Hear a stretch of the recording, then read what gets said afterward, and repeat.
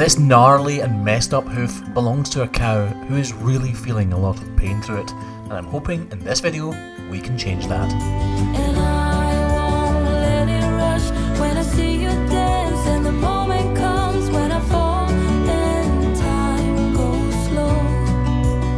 I fall into you.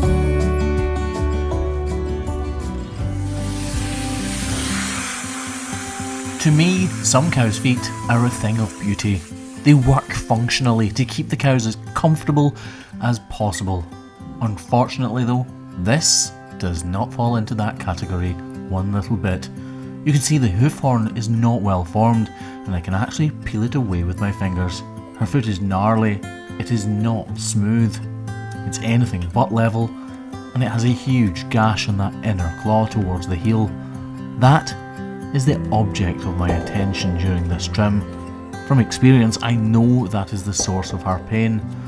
You guys at home haven't seen this cow walk, but let me assure you this, she is not walking very well at all.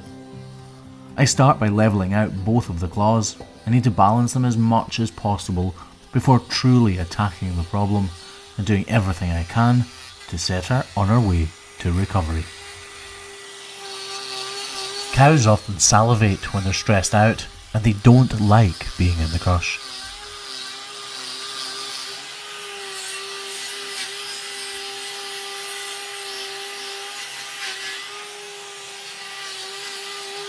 Towards the beginning of any trim with the grinder, you can push on and remove large amounts of hoof horn, but as the culmination of that trim nears, you need to take small, minute slithers of hoof horn and be as careful as possible.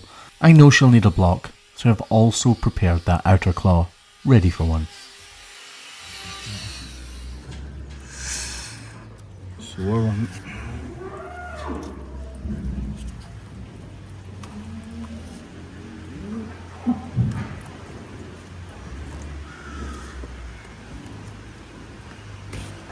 You can see where the lamina inside her foot have been blown apart by this problem. The lamina are basically like lots of leaves of paper, and they form an incredibly strong attachment between the interior of the hoof capsule and the cow's foot within.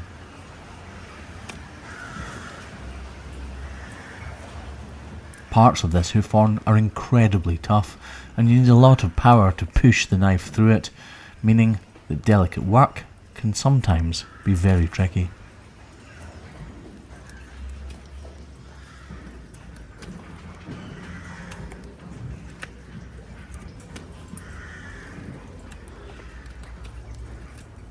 Working with cows in general can be an incredibly dangerous job, but when you add into the mix that you're working with their feet and grinders and razor sharp knives, it becomes very, very, very dangerous indeed. That's why you will never see me with only one hand on the grinder during its use. However, when it comes to the knife, that is not always possible. When it's tricky and I need a lot of power, I generally will try to use two hands. But more often than not, we have to stick to one hand and keep the other out of the way.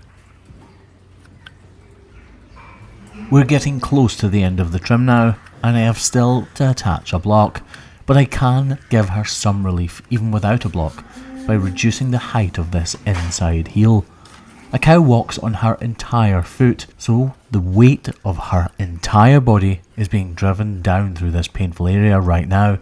By reducing the amount of hoof horn on that inner claw, it means the outer one will take more of the weight. And then add a block into the mix, and we're aiming to take almost 100% of her weight through her good, pain-free claw, which should lead to a far happier cow. I've told my mother, I've told my friend, but I can't bring myself to tell you what I think. We built a past on stolen ground, but now I cannot seem at all to find my sound. And just like that, here is the finished product. This is the mess we started out with, and in just a few short minutes, we've turned it into this. Yes, it is not beautiful, but it is on the way to recovery.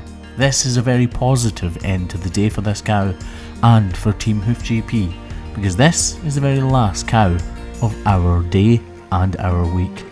All that remains is to wrap it up completely so that we can kill any of that digital dermatitis off and allow new fresh hoof horn to grow in its place. A problem like this will take months and months to completely heal, but over the next couple of days she should feel much better. As she walks away here, we can all see that it is incredible how well she is walking, all things considered. If you've made it this far in the video, folks, please consider joining this incredible community, which we like to call the herd.